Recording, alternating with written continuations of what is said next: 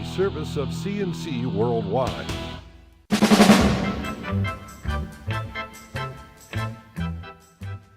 CNC Podcasts are a service of CNC Worldwide and brought to you by the Greece Chamber of Commerce, providing more than 800 member companies with business solutions since 1984. The man convicted of murdering SUNY Brockport freshman Alexandra Kogut nearly 2 years ago has been given the maximum sentence, 25 years to life in state prison, the judge saying he found Clayton Whittemore a significant threat to the community. Whittemore was sentenced for second-degree murder after being found guilty of beating his girlfriend to death in her dorm room on the Brockport campus in September of 2012.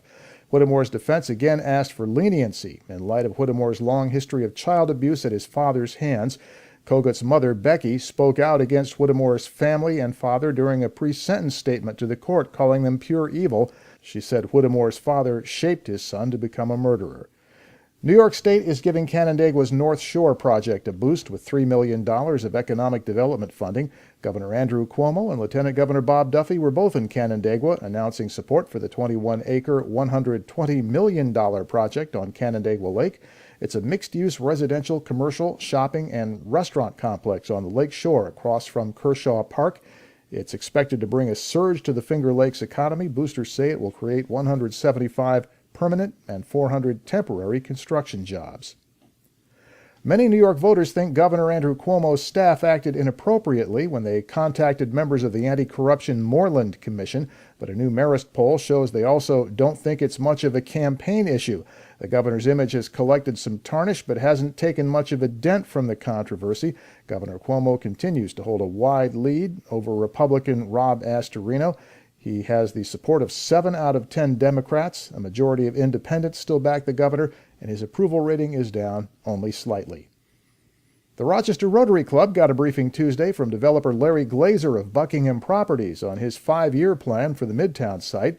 Glazer and his partners are redeveloping the old Midtown Tower into a mixed residential and commercial project. He is working to bring a large movie theater to the site, with plans for a new hotel above it. He's also talking with 2 national grocery store chains, not currently in the city, about locating at Midtown.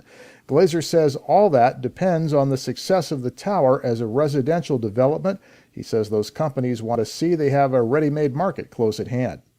Eastman Kodak reports a $62 million net loss for the second quarter. The good news being that's a $162 million improvement from a year ago, and Kodak lost $224 million for the same period. Revenue was $525 million for the quarter, down 10% from the previous quarter. Continuing declines in Kodak's remaining movie film and consumer inkjet printer businesses are driving that. The products of the new Kodak, packaging, digital printing, and so forth, are growing in sales, but so far only enough to slow down Kodak's losses, not to erase them.